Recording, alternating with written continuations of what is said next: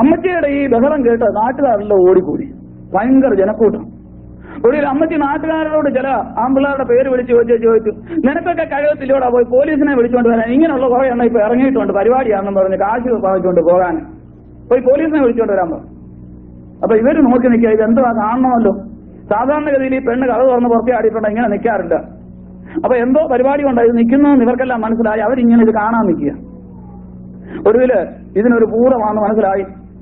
അതിന്റെ മേളിലുള്ള ഇച്ചിരിയുടെ മൂത്ത ഭൂതം ആ കടമറ്റ് കത്തനാര് മൂപ്പിലാനെ വിളിച്ചു. മൂപ്പിലാന്റെ സേവേ മൂപ്പിലാനെ കൊണ്ട് ഇതിനെ ഇച്ചിരി ഒന്ന് ഒതുക്കി നിർത്തിച്ചു. ഒരു 7 ദിവസത്തേക്ക് മാറി നിൽക്കാൻ പറഞ്ഞു. അത് അതുപോലെ അനുസരിച്ചു. അപ്പൊ പെണ്ണിന് സുബോധമായി. ആ ഭൂതം അങ്ങോട്ട് മാറി. ഇതൊരൊറ്റ ഓട്ടം അമ്മച്ചിയെന്നും വിളിച്ചുകൊണ്ട് ഓടി. അമ്മച്ചി മേലിരുന്ന് ചോദിച്ചു, എന്റെ പേര് വിളിച്ചേ ചോദിച്ചു. പേരിപ്പോ ഞാൻ പറയുന്നില്ല. മോളാണോടി വിളിക്കുന്നത്? എന്റെ കൂടെ വന്നവൻ ഇച്ചിരി ചൂടനായിരുന്നു. അപ്പം പിന്നെ അവൻ ചൂടമായി. അവൻ അങ്ങോട്ട് ചീത്ത വിളിക്കാൻ തുടങ്ങി അമ്മച്ചിയെ. ചെറുപ്പക്കാരനാണ്. നിങ്ങൾ പിന്നെ എന്തോന്നാ ഓർത്തത്? അമ്മച്ചി, എന്റെ പൊന്നുമക്കളെ, ദൈവത്തെ ഓർത്ത് നിങ്ങൾ അങ്ങ് ക്ഷമിക്കേ.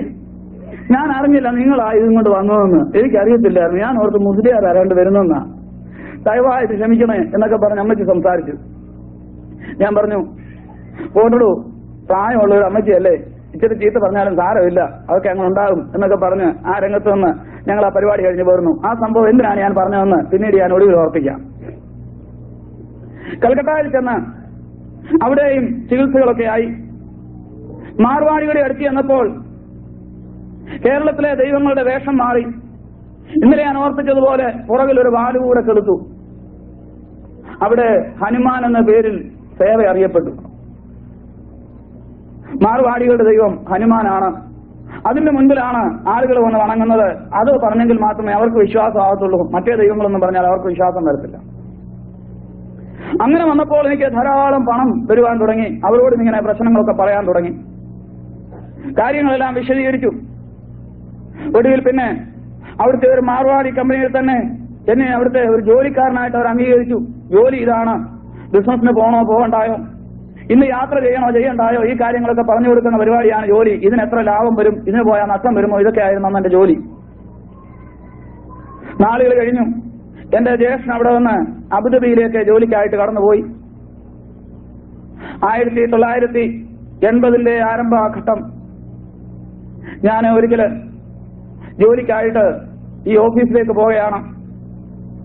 ഒരു മിനി ബസ്സില്, അന്ന് സീറ്റ് ഫുള്ളായിരുന്നുകൊണ്ട് ഞാൻ നിന്നാണ് അതിൽ യാത്ര ചെയ്യുന്നത്. ബസ്സിൽ വെച്ച് പെട്ടെന്ന് എന്റെ ശരീരത്തിന് ഒരു വിറയൽ അനുഭവപ്പെട്ടു. എന്റെ വീടുമായിട്ട് എനിക്ക് യാതൊരു ബന്ധവുമില്ലായിരുന്നു. ജ്യേഷ്ഠൻ കൂടി പോയി കഴിഞ്ഞപ്പോൾ ഞാൻ ഉണ്ടോ എന്ന് പോലും വീട്ടുകാർക്ക് അറിയത്തില്ലായിരുന്നു.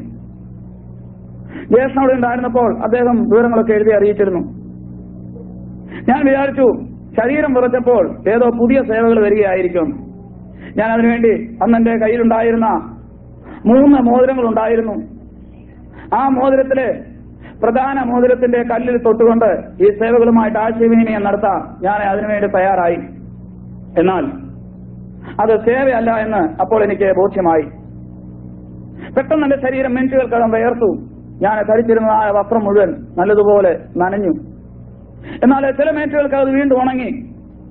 ഞാൻ ഇറങ്ങേണ്ട സ്ഥലത്തിറങ്ങി. ഈ ജോലി സ്ഥലത്തേക്ക് കടന്നു പോകുമ്പോൾ സമയത്ത് എന്റെ കാലുകൾ നിലത്തുറയ്ക്കുന്നില്ല. ഞാൻ ധാരാളം മദ്യപിച്ചിട്ടുണ്ട്. പക്ഷേ എന്റെ പലരുടെയും അടുത്തിരുന്ന് അതെ ഞാൻ പന്തായം വെച്ച് മദ്യപിക്കുകയും കഞ്ചാവ് വലിക്കുകയും ഒക്കെ ചെയ്ത് കാണിച്ചിട്ടുണ്ട്. പക്ഷേ എന്റെ ശരീരത്തിന് യാതൊരു കുഴപ്പമൊന്നും ഉണ്ടായിരുന്നില്ല. എന്നാൽ ഇന്ന് എനിക്ക് എന്ത് സംഭവിച്ചു എന്ന് വിചാരിച്ച് ഞാൻ വളരെ ഭാരപ്പെട്ടു. എനിക്ക് താങ്ങാനാവാത്ത ഭാരം എന്റെ തലയ്ക്ക് അനുഭവപ്പെട്ടു. ഞാൻ നേരെ മുന്നോട്ട് നടന്നു. ഓഫീസിൽ ചെന്ന് കയറി.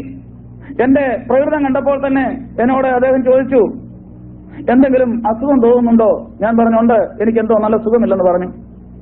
തൊട്ട് നോക്കിയിട്ട് പറഞ്ഞു, നല്ല ചൂട് ശരീരത്തിനുണ്ട്, എത്രയും വേഗം പോയി ഒരു ഡോക്ടറെ കാണുക എന്ന് പറഞ്ഞ് ഒരു പ്യൂണിനെയും കൂട്ടി എന്നെ അവിടെ നിന്ന് തിരിച്ചു വിട്ടു. ഞാൻ താമസിക്കുന്ന റൂമിന്റെ മുൻപിൽ എത്തിയപ്പോൾ ഞാൻ പ്യൂണിനോട് പറഞ്ഞു, ഇനിയും ഞാൻ ഡോക്ടറെ കണ്ടോളാം, താൻ പൊയ്ക്കോ എന്ന് പറഞ്ഞ് അദ്ദേഹത്തെ തിരിച്ചു വിട്ടു. എന്നെ അവിടെ കിടക്കയിലാക്കിയിട്ട് അദ്ദേഹം തിരിച്ചുപോയി. പിന്നീട് ഞാൻ കണ്ണു തുറക്കുന്നത് അന്ന് 6 ദിവസം കഴിഞ്ഞ് കൽക്കട്ട ചിത്രഞ്ജൻ ആശുപത്രിയിൽ വെച്ചാണ്. അതിനിടയ്ക്ക് നടന്ന സംഭവം ഇങ്ങനെയാണ് കൂട്ടുകാരനോട് വിവരിച്ചത്. 4 ദിവസമായിട്ടും എന്നെ കാണാഞ്ഞിട്ട് എന്നോടൊപ്പം എന്നും മദ്യപിക്കുകയും 4 മണിക്ക് ശേഷം പാർക്കുകളിലിരുന്ന് ചീട്ട് കളിക്കുകയും ചെയ്യാറുള്ള കൂട്ടുകാര് എന്നെ തിരക്കി ഞാൻ താമസിക്കുന്ന സ്ഥലത്തേക്ക് കടന്നു വന്ന സമയത്ത് കതക് പൂട്ടിയിട്ടില്ല. അവരെ ചാരിക്കിടന്ന കതക് തുറന്ന് അകത്ത് വരുമ്പോൾ ഞാൻ കട്ടിലിൽ ബോധമില്ലാതെ കിടക്കുകയാണ്. മർത്തോമാക്കാരുടെ വകയായിട്ട് ഒരു ഹോസ്പിറ്റല് അവിടെയുണ്ട്. അവിടെ ചെന്ന് കൂട്ടുകാര് അവിടുത്തെ ഒരു ഡോക്ടറെ വിളിച്ചുകൊണ്ട് വന്നു. അദ്ദേഹം ഒന്ന് പരിശോധിച്ച് നോക്കിയിട്ട് കൂട്ടുകാരോട് പറഞ്ഞു, നിരാശജനകമായ മറുപടി പറഞ്ഞു, ഇവന്റെ അഡ്രസ് ഡയറിയിലെങ്ങാണുമുണ്ടെങ്കിൽ നോക്കിയെടുത്ത് എത്രയും വേഗം ഇവന്റെ വീട്ടിലേക്ക് ടെലിഗ്രാം ചെയ്യുക, ആള് ദിവസങ്ങൾക്കകം മരിക്കും എന്ന് പറഞ്ഞു. അവര് നിരാശരാകാതെ എന്നെ ഹോസ്പിറ്റലിൽ കൊണ്ടുപോകാൻ തീരുമാനിച്ചു. കൽക്കട്ടയുടെ പ്രധാനപ്പെട്ട 2 ആശുപത്രികളിൽ എന്നെ എടുക്കാതെ അവിടെ നിന്ന് ഉപേക്ഷിച്ചു. ഏതോ ഒരു രാഷ്ട്രീയ നേതാവിന്റെ ശുപാർശയോടുകൂടി കൽക്കട്ട ചിത്തരഞ്ജൻ ആശുപത്രിയിലേക്ക് എന്നെ കൊണ്ടുപോയി. അവിടെ ചെന്നപ്പോൾ അവിടുത്തെ ഡോക്ടർമാർ പറഞ്ഞു, ഞങ്ങൾക്ക് യാതൊരു ഉത്തരവാദിത്വവുമില്ല, നിങ്ങൾ കൊണ്ടുവന്നതല്ലേ, അതുകൊണ്ട് 2 ദിവസത്തേക്ക് ഇവിടെ കിടത്താം എന്ന് മാത്രം പറഞ്ഞു. അങ്ങനെ 2 ദിവസം കഴിയുമ്പോൾ എന്നെ അവിടെ നിന്ന് കൊണ്ടുപോയിക്കൊള്ളാം എന്നുള്ള ഉറപ്പിന്മേല് എന്നെ അവിടെ അവർ വെറുതെ കിടത്തുവാൻ തീരുമാനിച്ചു. 2 ദിവസമായിട്ടും എന്റെ രോഗനിലയ്ക്ക് യാതൊരു മാറ്റവുമില്ല. എനിക്ക് ബോധം തെളിയുകയോ എന്റെ ശരീരത്തെ മരുന്ന് കയറുകയോ എന്തെങ്കിലും ഒരു മരുന്ന് എനിക്ക് തരുവാൻ സാധിക്കുമോ ഒന്നും ഇവരെ കൊണ്ടൊന്നും കഴിഞ്ഞില്ല. അവർ പഠിച്ച എല്ലാ കാര്യങ്ങളും നോക്കി അവസാനം പരാജയം സമ്മതിച്ചു. 2ാമത്തെ ദിവസം എന്നെ കൊണ്ടുപോകുവാൻ തയ്യാറായിട്ട് അവിടുത്തെ പല ആളുകളും എന്റെ കൂട്ടുകാർ പലരും മുന്നോട്ട് വന്നു. എന്നെ അവിടെ നിന്ന് എടുക്കേണ്ട സമയമായി. എന്നാൽ ആ സമയത്ത് അവിടെ ജോലി ചെയ്യുന്ന ഒരു മലയാളി നേഴ്സ് അതിലെ കടന്നു വന്നു. എന്നെ കണ്ടപ്പോൾ എന്തോ ഒരു മുഖപരിചയം പോലെ തോന്നി. ഓടി വന്ന എന്റെ കൂട്ടുകാരോട് വിവരം ചോദിച്ചു. കൂട്ടുകാര് എന്നെക്കുറിച്ചുള്ള കാര്യങ്ങളൊക്കെ വിശദമായിട്ട് അവരോട് പറഞ്ഞു കൊടുത്തു. ഓടി ചെന്നിട്ട് ഈ സഹോദരി ഡോക്ടറോട് പറഞ്ഞു, ഡോക്ടറെ, എന്റെ ഫസ്റ്റ് കസിനാണ് ഇവിടെ കിടക്കുന്നത്. ദയവായിട്ട് ഒരു ദിവസം അദ്ദേഹത്തെ ശുശ്രൂഷിക്കാനുള്ള അവസരം എനിക്ക് തരണം. ഇപ്പോൾ ഇവിടെ നിന്ന് ഉപേക്ഷിച്ചാൽ നാട്ടിൽ പോയി ഇദ്ദേഹത്തെ ശുശ്രൂഷിക്കുവാൻ എനിക്ക് അവധി കിട്ടുകയില്ല എന്ന് പറഞ്ഞു. അവരുടെ അപേക്ഷയെ മാനിച്ചുകൊണ്ട് എന്നെ ഒരു ദിവസത്തെ കൂടെ അവിടെ കിടത്തുവാൻ ആ ഡോക്ടർ തീരുമാനിച്ചു. കൂട്ടുകാർ വന്നവരെ മടങ്ങിപ്പോയി. വന്ന വണ്ടി കൊണ്ടുപോകാൻ വന്ന ആംബുലൻസ് അതും തിരിച്ചുപോയി. അതെ, ഈ സഹോദരി ഒരു പെന്തക്കോസ്തുകാരിയായിരുന്നു.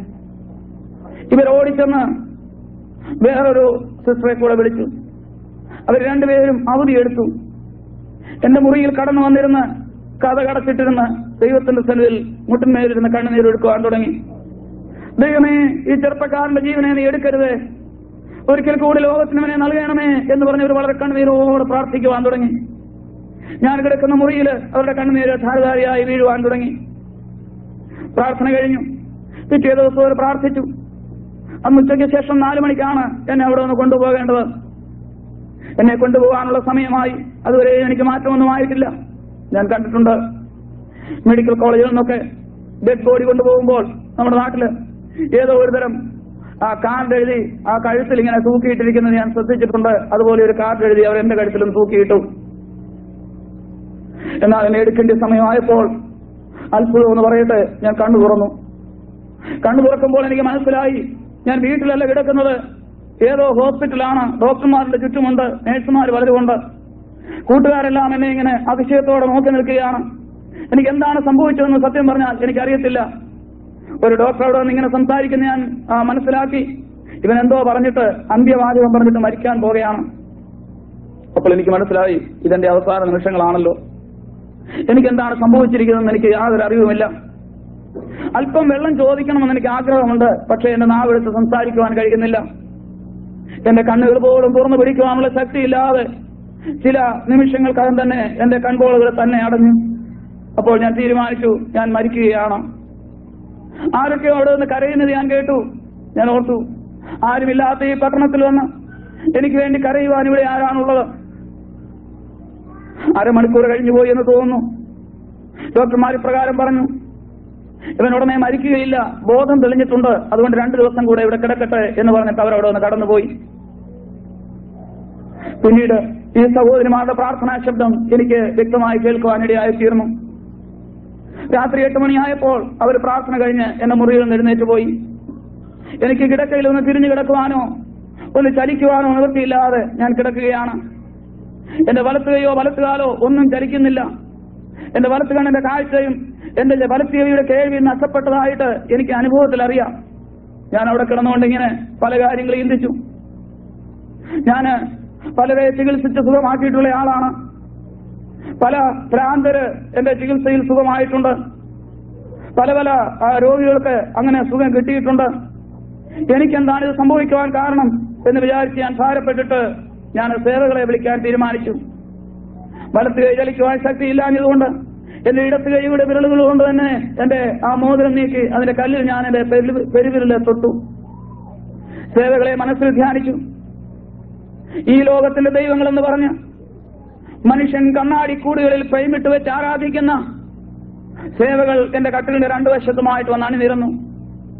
ഞാൻ അവയുമായി പ്രകാരം ആശയവിനിമയം നടത്തി. കഴിഞ്ഞ 7 വർഷമായി ഞാൻ നിങ്ങളെയും കൊണ്ട് നടക്കുന്നു. നിങ്ങൾ ചോദിച്ചിട്ടുള്ളതെല്ലാം ഞാൻ നിങ്ങൾക്ക് തന്നിട്ടുണ്ട്.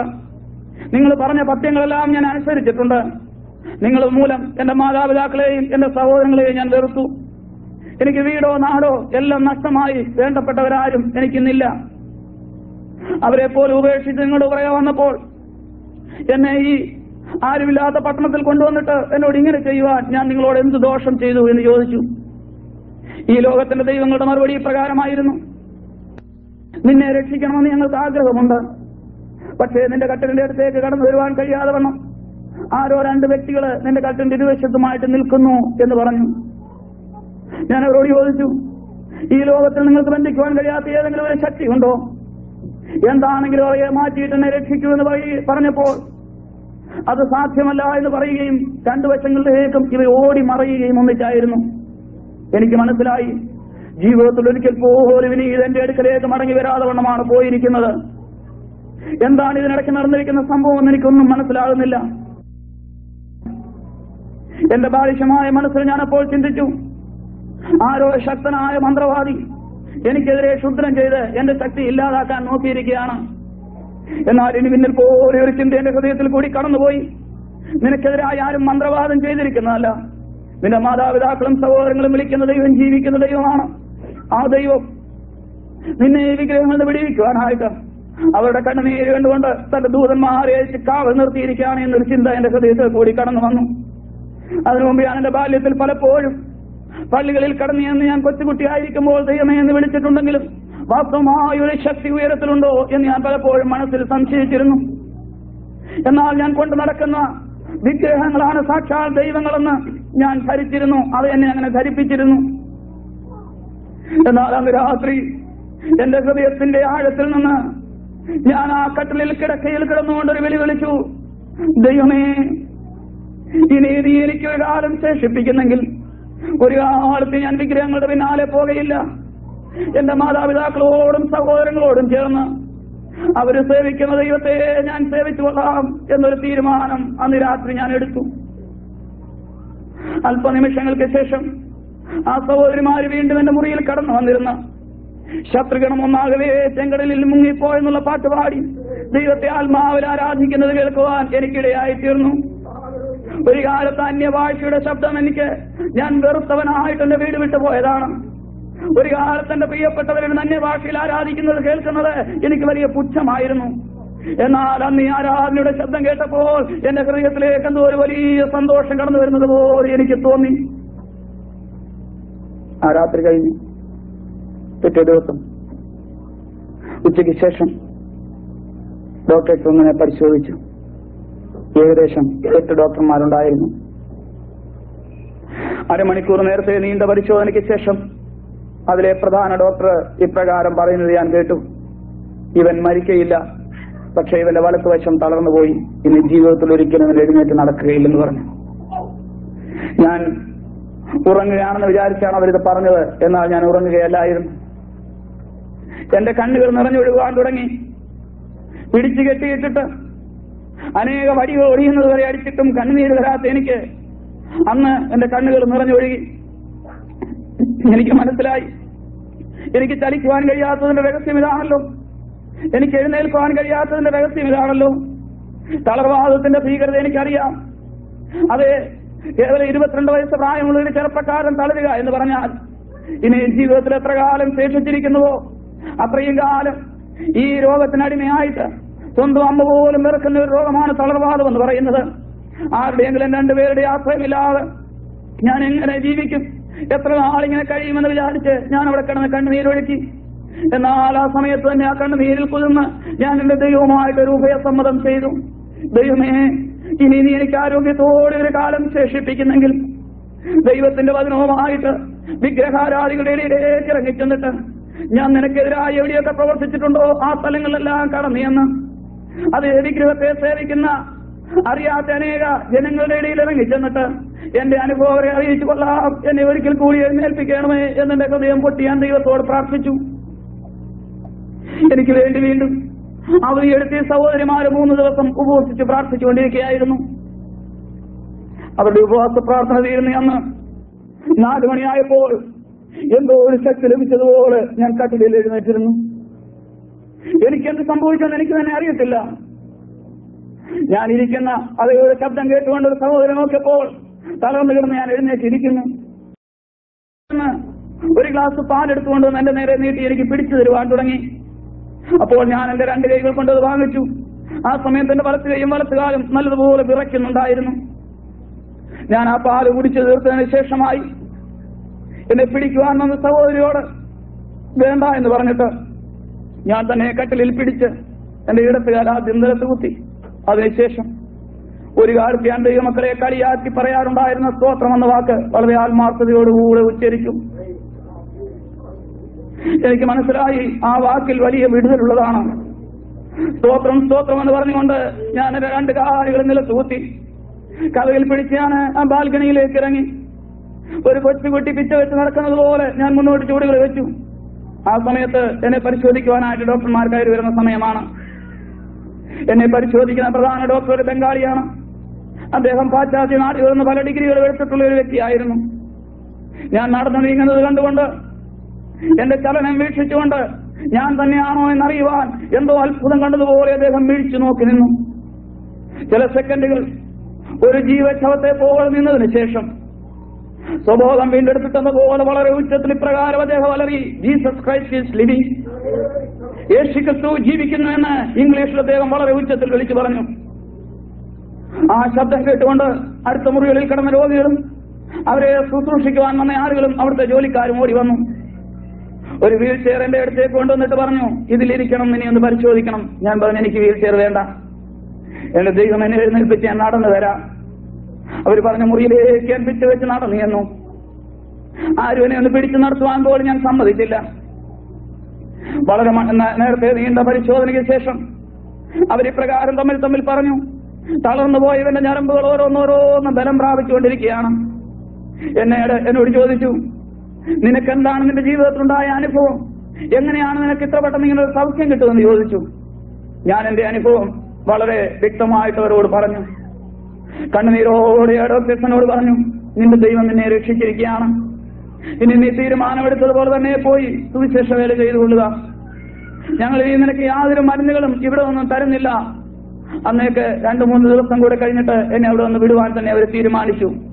അതിലൊരു ദിവസം എനിക്ക് വേണ്ടി പ്രാർത്ഥിച്ച ഒരു സഹോദരി വന്ന് എന്നോട് ചോദിച്ചു, ബ്രദർ എന്നെ അറിയുമോ എന്ന് ചോദിച്ചു. ഞാൻ പറഞ്ഞില്ല, ഞാൻ ജീവിതത്തിൽ ഒരിക്കലും സിസ്റ്ററെ കണ്ടിട്ടില്ല. ബ്രദറെ, കോന്നിയിൽ ഒരു ചികിത്സയ്ക്ക് വന്ന് ഓർക്കുന്നുണ്ടോ എന്നോട് ചോദിച്ചു. ഞാൻ പറഞ്ഞുണ്ട്, ഞാൻ കോന്നിയില് വകയാറെന്ന് പറയുന്ന സ്ഥലത്ത് വന്നിട്ടുണ്ട്. അന്ന് ആ അമ്മച്ചിയുടെ ബഹളം കേട്ട് കുറെ ആൾക്കാർ ഓടിക്കൂടിയത് ഓർക്കുന്നുണ്ടോ? അത് ഓർക്കുന്നുണ്ട്. ആ കൂടിയ കൂട്ടത്തിൽ ഞാനും ഉണ്ടായിരുന്നു. അന്ന് ഞാൻ നാട്ടിൽ അവധിക്ക് വന്ന സമയമായിരുന്നു. ബ്രദറിനെ കണ്ട അന്ന് മുതൽ, അന്നത്തെ ബ്രദറിന്റെ പരിപാടി കണ്ട അന്ന് മുതൽ ഞാൻ ദൈവസന്നിധിയിൽ പ്രാർത്ഥിക്കുവാൻ തുടങ്ങിയതാണ്, കർത്താവേ, ഈ ചെറുപ്പക്കാരനെ നീ രക്ഷിക്കണേ, സുവിശേഷ വേലയ്ക്ക് ഇറക്കണം എന്ന്. ഇന്നേക്ക് 5 വർഷം കഴിഞ്ഞിരിക്കുന്നു. എന്റെ പ്രാർത്ഥനയ്ക്ക് ദൈവയുടെ മറുപടി തന്നിരിക്കുകയാണ്. എനിക്ക് മനസ്സിലായി, ഞാൻ കൽക്കട്ടായിക്ക് പോയത് മന്ത്രവാദം ചെയ്യാനല്ലായിരുന്നു. പിന്നെയോ എന്നെ സ്നേഹിക്കുന്ന ദൈവത്തിന്റെ പ്രാണനെ മുട്ടുമടക്കി കണ്ണീരൊഴുക്കുന്ന ഒരു സഹോദരിക്ക് മറുപടി കൊടുക്കുവാനാണ് എന്നെ കൽക്കട്ടായിക്ക് കൊണ്ടുപോയത്. ബെർലായുടെ ഹോസ്പിറ്റലിൽ നിന്ന് ഉപേക്ഷിച്ചത് വെറുതെ അല്ലായിരുന്നു. ചിത്തരഞ്ജനിൽ ജോലി ചെയ്യുന്ന ആ സഹോദരിയുടെ മുൻപിൽ തന്നെ എന്നെ കൊണ്ടുവന്ന് മറുപടി പ്രാർത്ഥനയ്ക്ക് കൊടുക്കുവാനായിരുന്നു എന്ന് പിന്നീട് ദൈവവചനം പഠിച്ചപ്പോൾ എനിക്ക് മനസ്സിലായി. ഞാൻ കരഞ്ഞുപോയി. എന്നെ അറിയാത്ത ഒരു സിസ്റ്റർ എനിക്ക് വേണ്ടി നീണ്ട 5 വർഷങ്ങൾ പ്രാർത്ഥിച്ചു. അതിന്റെ ഫലം അവരുടെ മുൻപിൽ തന്നെ ദൈവം എന്നെ കൊണ്ടുവന്നിട്ട് കൊടുത്തു എന്നുള്ളതാണ്. എന്നോട് പറഞ്ഞു, ഞാൻ ഇനിയും ബ്രദറിന് വേണ്ടി പ്രാർത്ഥിച്ചുകൊണ്ടിരിക്കും. ബ്രദർ നല്ലൊരു സുവിശേഷകനായിത്തീരുന്നത് കാണുവാൻ എനിക്ക് ആഗ്രഹമുണ്ട് എന്ന് പറഞ്ഞു. ഞാൻ പിന്നീട് നാട്ടിലേക്ക് കിടന്ന ഒരു ആളുടെ ഒരുക്കമായി. ഞാൻ ഇറങ്ങിപ്പോയ വീട്ടിലേക്ക് എങ്ങനെയാണ് തിരിച്ചില്ലെന്ന് ഞാൻ വളരെ ഭാരപ്പെട്ടു. ഞാൻ ഈ വിഷയങ്ങളെ കുറിച്ച് ചിന്തിച്ചുകൊണ്ട്, പല കാര്യങ്ങൾ മനസ്സിൽ ചിന്തിച്ചുകൊണ്ട് കൽക്കട്ട ഹൗറ പാലത്തിൽ ഞാൻ നിൽക്കുകയാണ്. ആ സമയത്ത് എന്റെ കൈവിരലിൽ കിടന്നിരുന്ന പ്രധാന മോതിരം ഊരി ആ ഹൂഗ്ലി നദിയിലേക്ക് വീണു. പെട്ടെന്ന് ഞാൻ കൊച്ചിലെ സൺഡേ സ്കൂളിൽ പള്ളിയിൽ പഠിച്ച ഒരു വാക്യം എന്റെ മനസ്സിൽ വന്നു. ഒരു മുടിയനായ പുത്രനെ കുറിച്ച് ഞാൻ പഠിച്ചിട്ടുണ്ട്. അതുപോലെ ഞാൻ ചെന്നെന്റെ പിതാവിനോടും മാതാവിനോടും എന്റെ സഹോദരങ്ങളോടും ക്ഷമ ചോദിക്കും എന്ന് ഞാനൊരു തീരുമാനമെടുത്തു. ബാക്കി 2 മോതിരങ്ങൾ കൂടി ഊരി ഞാൻ ആ നദിയിലേക്ക് എറിഞ്ഞു. അവ വളരെ വിലപിടിപ്പുള്ള കല്ലുകളായിരുന്നു. അവ എന്നേക്കുമായിട്ട് ഞാൻ ഉപേക്ഷിച്ചു. അതിനുശേഷം ഞാൻ നാട്ടിലേക്ക് തിരിക്കുന്നു എന്നുള്ള വിവരം അറിയിച്ചു. എന്നാൽ ഞാൻ തിരുവല്ല റെയിൽവേ സ്റ്റേഷനിൽ വന്നിറങ്ങുന്നതിന്റെ എന്റെ ട്രെയിൻ വരുന്നതിന്റെ തലേ ദിവസം തന്നെ എന്റെ പിതാവും ഇപ്പോൾ നാട്ടിൽ സുവിശേഷ വേലയുള്ളതായ എന്റെ ജ്യേഷ്ഠ സഹോദരനും അവർ തിരുവല്ല റെയിൽവേ സ്റ്റേഷനിൽ ആ ട്രെയിനിന്റെ ടൈമിന് വന്നു. സ്റ്റേഷനിൽ നിന്ന് പലരും ചോദിച്ചു, എന്തിനാണ് നിങ്ങൾ ഇന്ന് വന്നത്? നാളെയല്ലേ നിങ്ങളുടെ മോൻ വരുന്നത്? അപ്പോൾ അവരുടെ മറുപടി, അഥവാ ട്രെയിൻ ഒരു ദിവസം നേരത്തെ വന്നെങ്കിൽ ഞങ്ങൾക്ക് അവനെ കാണാൻ ഒക്കുമോ? അതെനിക്ക് വ്യക്തമായ ദൈവസ്നേഹം എന്താണെന്ന് എനിക്ക് മനസ്സിലായി. ഞാൻ നിങ്ങളുടേതാരുമല്ലെന്ന് പറഞ്ഞ് മുഖത്ത് നോക്കി പറഞ്ഞിട്ട് ഇറങ്ങിപ്പോയി എന്നെ തിരിച്ചു സ്വീകരിക്കണമെങ്കിൽ അത് കാൽവറിയിലെ ക്രൂശിലെ സ്നേഹത്തിൽ മാത്രമേ കഴിയുകയുള്ളൂ. ലോക സ്നേഹത്തിൽ, ജഡത്തിന്റെ സ്നേഹത്തിൽ ഒരിക്കലും ഒരു നാൾ അത് കഴിയുകയില്ല. വീട്ടിൽ അന്ന് എനിക്കൊരു വലിയ സ്വീകരണമായിരുന്നു. ഞാൻ ക്ഷമ അങ്ങോട്ട് ചോദിക്കാൻ മുമ്പ് എന്നെ കെട്ടിപ്പിടിച്ച് ആളുകൾ ഓടി വന്ന് കരയുവാൻ തുടങ്ങി. എന്റെ മാതാപിതാക്കളുടെ സഹോദരങ്ങൾ എല്ലാവരും അന്ന് സന്തോഷത്തിന്റെ കണ്ണുനീരൊഴുക്കി. അതിനുശേഷം ഞാൻ ഒരിക്കലെതിരായി ക്ഷുദ്രപ്രയോഗം ചെയ്ത എന്റെ സഹോദരിയോട് ക്ഷമ ചോദിക്കുവാനായി ഞാൻ ഇടത്തുവായിക്ക് കടന്നുപോയി. അവിടെ ചെന്നപ്പോൾ എന്നെ കെട്ടിപ്പിടിച്ച് എങ്ങളടിച്ച് കരഞ്ഞെന്നെ സ്വീകരിക്കുന്ന ഒരു സഹോദരിയാണ് എനിക്ക് അവിടെ കാണുവാനിടയായി തീർന്നത്. ആ സഹോദരി എന്നോട് ഇങ്ങോട്ട് ക്ഷമ ചോദിച്ചു. മോനെ, അന്ന് മോൻ ആ ഭരണിയുമായിട്ട് വീട്ടിൽ കയറി വന്നപ്പോ ഞാൻ അവിടെ കയറ്റാതെ ഇറക്കി വിട്ടത് പിന്നെ സ്നേഹമില്ലാഞ്ഞിട്ടല്ല, നീ നല്ല വിധേരി നന്നായി വരുന്നത് കാണാനുള്ള ആഗ്രഹം കൊണ്ടാണ്. അത് കേട്ട് കഴിഞ്ഞപ്പോൾ സത്യമായിട്ട് എന്നെ അവരെത്രമാത്രം സ്നേഹിച്ചിരുന്നു, ദൈവസ്നേഹത്തിന് എത്രമാത്രം എന്റെ സഹോദരങ്ങളും എന്റെ മാതാപിതാക്കളും എന്നെ കണ്ടിരുന്നു എന്ന് എനിക്ക് മനസ്സിലായി. അവിടെ തന്നെ ചില ദിവസങ്ങളിൽ താമസിക്കുവാൻ, എടുത്തുവ ദൈവസഭയോടുള്ള ബന്ധത്തില് ആരാധനയ്ക്ക് കടന്നു പോകുവാൻ അന്നവിടെ ശുശ്രൂഷിച്ചുകൊണ്ടിരുന്നതായ മറിയസിന്റെ കൈക്കീഴിൽ 1980 സെപ്റ്റംബർ മാസം 15-ാം തീയതി വിശ്വാസ സ്നാനം സ്വീകരിക്കുവാനും കർത്താവിടയാക്കി. അപ്പോൾ തന്നെ പുളിക്കൽ പച്ചായൻ കടന്നു വന്നു എന്നോട് പറഞ്ഞു, അതേ കോട്ടയത്തുള്ള ഒരു വ്യക്തിയാണ് അദ്ദേഹം, നിങ്ങൾ പലരും അറിയുന്നയാളാണ്. പാപ്പച്ച, I'll give you 1 more minute. Hallelujah. I feel the presence of God here. God, this is not an entertainment night. This is an opportunity to present the challenge of the gospel. And gospel has reached out to you tonight. And Jesus is standing by to receive you. ദിവസങ്ങളായി നിങ്ങളോടൊന്നിച്ച് എന്റെ ചെറിയ അനുഭവങ്ങളുടെ മുമ്പിലായിരിക്കുവാണ് കർത്താവ് സഹായിച്ചു. അതിനുവേണ്ടി ഇങ്ങനൊരു അവസരം ഒരുക്കിത്തുന്ന അതിന്റെ ബന്ധപ്പെട്ടവരോട് ഞാൻ എന്റെ നന്ദി അറിയിക്കുകയാണ്. കർത്താവിന്റെ സത്യാസന തീർച്ചയാക്കാൻ ഒരു പിതാവിനെ പോലെ നിങ്ങളുടെ വന്നിട്ടുള്ള വേണ്ടുന്നില്ല കൈത്താങ്ങളും ചെയ്യുകയും ശുശ്രൂഷയില് മുന്നോട്ട് കടന്നു പോകാൻ സഹായിക്കുകയും അങ്ങനെ നിർണ്ണയങ്ങൾ ചെയ്യുകയും അതുപോലെ തന്നെ തീരുമാനിച്ച് ഇങ്ങനെ ഒരു മീറ്റിംഗ് ക്രമീകരിച്ച് നടക്കുന്ന തയ്യാറായി അവർക്കുള്ള കർത്താവിന്റെ സഹവാസന്മാരെല്ലാവരും വളരെ ആത്മാർത്ഥമായി സ്നേഹിക്കുകയും സഹകരിക്കുകയും ശുശ്രൂഷയില് കൈത്താങ്ങൾ നൽകുകയും ചെയ്ത് സഹായിച്ചുകൊണ്ടിരുന്നു. എല്ലാ പ്രിയപ്പെട്ടവരോടും ക്രിസ്തുവിന്റെ നാമത്തിൽ ഞാൻ എന്റെ നന്ദിയും അറിയിക്കുകയാണ്. ഇന്ന് രാത്രി എന്റെ നിശ്ചിതമായിരിക്കുന്നത് 2 മതങ്ങളിലുള്ള വിശ്വാസങ്ങളെക്കുറിച്ചും അതില് അന്യദൈവങ്ങൾക്കുള്ള ചില സ്ഥാനങ്ങളെക്കുറിച്ചും ഓർപ്പിക്കുക. അതോടൊപ്പം തന്നെ ദൈവവചനത്തിന്റെ വെളിച്ചത്തില് അതെങ്ങനെ എന്റെ എന്ന് പരിശോധിക്കുക, അനുഭവത്തിൽ കൂടിയുള്ള ചില കാര്യങ്ങൾ ഓർപ്പിക്കുക എന്നതാണ് വളരെ പ്രാർത്ഥനയോടുകൂടി നിശ്ചയമായിട്ടും ഞാൻ 4 ദിവസം ഇങ്ങനെ ഓർപ്പിച്ചു. വളരെ പ്രാർത്ഥന അതിന്റെ പിന്നിൽ ആവശ്യമാണെന്ന്, അതുപോലെ വളരെയധികം പ്രാർത്ഥിക്കുന്ന ദൈവമക്കള് ഇവിടെ ഉണ്ടെന്ന് എനിക്ക് മനസ്സിലാക്കുവാൻ കർത്താവ് സഹായിച്ചു. തുടർന്നും എന്റെ ശുശ്രൂഷ ഓർത്ത് നിങ്ങൾ പ്രാർത്ഥിക്കണമെന്ന് എന്ന് ഞാൻ പ്രാരംഭമായിട്ട് അപേക്ഷിക്കുകയാണ്. മനുഷ്യൻ ദൈവത്തെ തേടിപ്പോയ പോക്കില് അവർക്ക് പറ്റിയതായ വഴി വിട്ടുപോയ ചില വിഷയങ്ങളെക്കുറിച്ച് ദൈവവചനത്തിന്റെ വെളിച്ചത്തിലും മറ്റ് മതങ്ങളെ അപഗ്രഥിച്ചുകൊണ്ടും ചുരുങ്ങിയ സമയം കൊണ്ട് ഓർപ്പിക്കുവാനാണ് ഇന്ന് രാത്രി ഞാൻ താല്പര്യപ്പെടുന്നത്. അതിനാധാരമായിട്ട് ഒരു വേദവാക്യം നമുക്ക് വായിക്കാം. മത്തായിയുടെ സുവിശേഷം 2-ാം അധ്യായത്തിന്റെ 2-ാമത്തെ വാക്യം നമുക്ക് വായിക്കാം. യഹൂദന്മാരുടെ രാജാവായി പിറന്നവൻ എവിടെ? ഞങ്ങൾ അവന്റെ നക്ഷത്രം കിഴക്കുകൊണ്ട് അവനെ നമസ്കരിക്കാൻ വന്നിരിക്കുന്നു എന്ന് പറഞ്ഞു. ഒരു വാക്ക് പ്രാർത്ഥിക്കാം. പരിശുദ്ധനായ ഞങ്ങളുടെ ദൈവമേ, പ്രതിപിതാവേ, ഈ മനോഹരമായ രാത്രിക്കായി ഞങ്ങളെ സ്തുതിക്കുന്നു. അല്പസമയം കർത്താവേ, തിരുവോണത്തിന് മുമ്പായി ഞങ്ങളിരിക്കുന്നു. അവർ നിങ്ങളോട് സംസാരിക്കണമേ. കേൾക്കുന്ന ജീവിതങ്ങൾക്ക് അനുഗ്രഹമായി തീരുവാണ്ടത്തണം സഹായിക്കണമേ. ഈ ശുശ്രൂഷയോട് മായിക്കുകയും അനുഗ്രഹിക്കുകയും ചെയ്യണം. മാനവമുഖത്തോട് മെടുക്കണം. യേശുവിന്റെ നാമത്തിൽ പ്രതീക്ഷിക്കുന്ന പിതാവേ, കൃപയോട് കേൾക്കുമാറാകണമേ. ലോകത്തിൽ മാനവജാതിയുടെ ചരിത്രം നമ്മൾ പരിശോധിച്ചു നോക്കുകയാണെങ്കിൽ ദൈവത്തെ കണ്ടെത്തുവാനുള്ള ഒരു വലിയ ആഗ്രഹം വഴിവിട്ടുപോയ മനുഷ്യന്റെ ഉള്ളിൽ കാലാകാലങ്ങളായി ഉടലെടുത്തുകൊണ്ടിരുന്നു എന്ന് നമുക്ക് മനസ്സിലാക്കുവാൻ സാധിക്കുന്നു. ദൈവത്തെ എങ്ങനെ പ്രീതിപ്പെടുത്താം എന്നുള്ള ചിന്തയില് പലരും ചിന്താകുലരായിട്ട് മുന്നോട്ട് നീങ്ങിയ ഒരു കാലഘട്ടമുണ്ടായിരുന്നു. ഇന്നും അങ്ങനെ തന്നെ അനേകായിരങ്ങൾ മുന്നോട്ട് നീങ്ങുന്നു.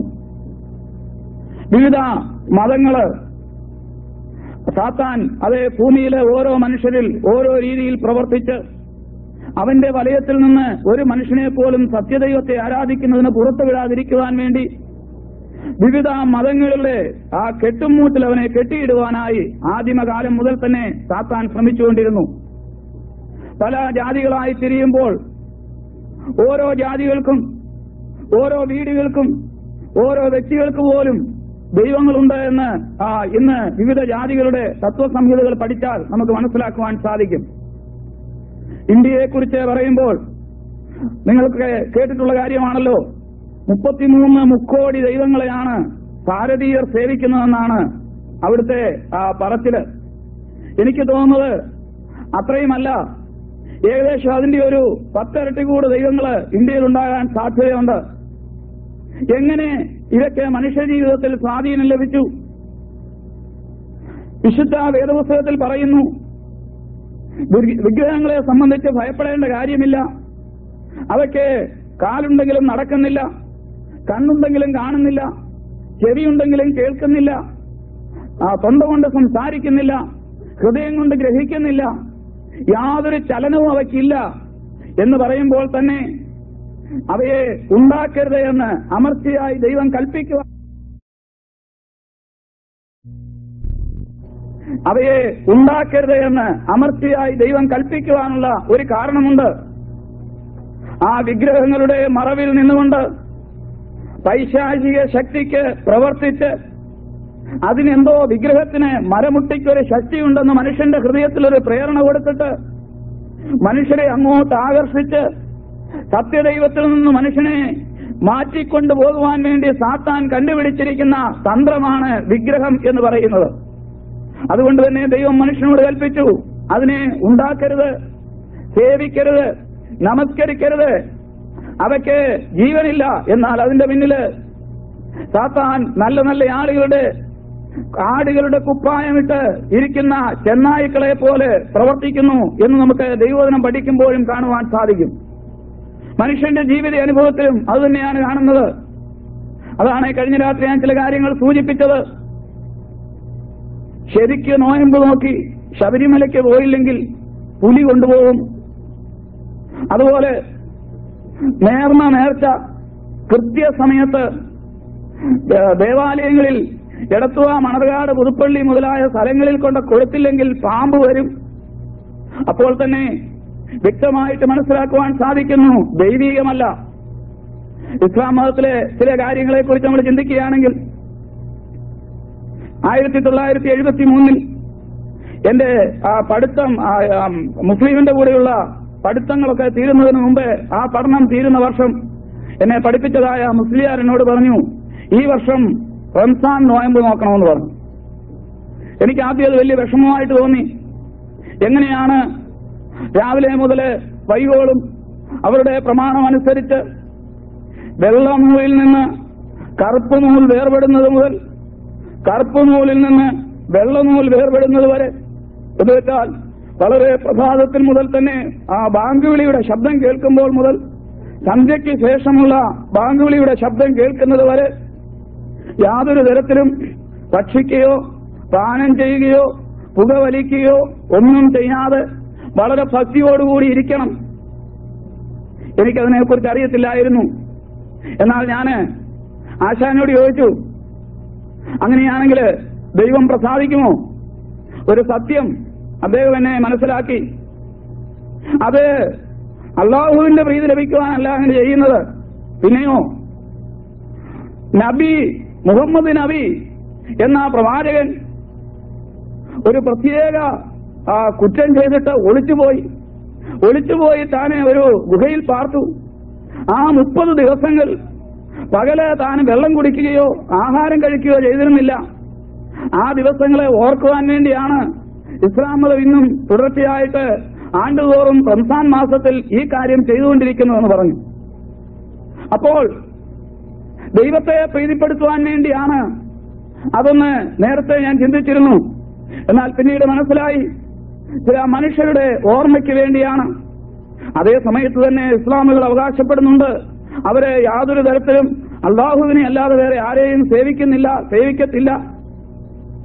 ആ സമയം തന്നെ അവരുടെ ഏറ്റവും കാഠിന്യമേറിയ ഒരു വർഷത്തെ ഒരു മാസം എന്ന് പറയുന്നത് ഒരു മനുഷ്യന്റെ ഓർമ്മയ്ക്ക് വേണ്ടിയുള്ളതാണ് എന്ന് അവരുടെ മതപണ്ഡിതന്മാരോട് ചോദിച്ചാൽ നമുക്ക് മനസ്സിലാക്കുവാൻ സാധിക്കും. ഇതെല്ലാം എന്തിനു വേണ്ടിയാണ്? ദൈവത്തെ തേടിയുള്ള മനുഷ്യന്റെ യാത്രയിൽ എവിടെ ചെന്നു പറ്റുന്നുവെന്നറിയാതെ എവിടേക്കോ സാത്താൻ മനുഷ്യനെ നയിച്ചുകൊണ്ടിരിക്കുന്നു എന്നതിനെ കാണിക്കുന്ന തെളിവുകളാണിവയെല്ലാം. അനേക തെളിവുകൾ പിന്നെയുമുണ്ട്. എന്നാൽ ആ പഠനത്തിൽ നിന്ന് ഒരു കാര്യം എനിക്ക് മനസ്സിലാക്കുവാൻ സാധിച്ചു. മാനവജാതിക്ക് ഒരു നിത്യരക്ഷയെക്കുറിച്ചും നിത്യശിക്ഷയെക്കുറിച്ചും ഇസ്ലാം മതവും പഠിപ്പിക്കുന്നുണ്ട്. നരകത്തെക്കുറിച്ചുള്ള വർണ്ണന അവരുടെ റബിമാര് മലയാളികളായവർ മലയാളത്തിലേക്ക് മനോഹരമായ ഭാഷയിൽ തർജ്ജമ ചെയ്തു. നല്ല ശ്ലോകങ്ങളൊക്കെ ഉണ്ടാക്കിയിട്ടുണ്ട്. അതിലെ 1-2 വരികള് ഞാൻ ഓർക്കുന്നു. മനുഷ്യന് ന്യായവിധിക്കായിട്ട് അള്ളാഹുവിന്റെ മുന്നിൽ ചെല്ലുന്നു. അള്ളാഹുവിനും ഈ മനുഷ്യന് ഇടയ്ക്ക് വലിയൊരു ഗർത്തമുണ്ട്.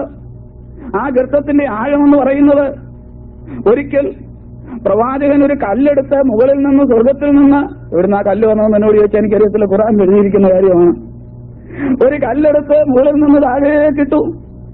80 വർഷം കഴിഞ്ഞപ്പോൾ വലിയൊരു ശബ്ദം കേട്ടു. അപ്പോഴേ ആ കല്ല് എന്തോ ശബ്ദം കേട്ടോന്ന് ചോദിച്ചാൽ ആ കല്ല് അവിടെ ചെല്ലാൻ 80 വർഷം എടുത്തു. അപ്പോൾ അത്രയും ആഴമാണ് അതിനുള്ളത്. ഇനി എങ്ങനെയാണ് അവിടെയാണോ പോകുന്നത് ഇവിടെയാണോ പോകുന്നത് തീരുമാനിക്കുമെന്ന് ചോദിച്ചാൽ അതിന് ഒരു ശ്ലോകമുണ്ട്.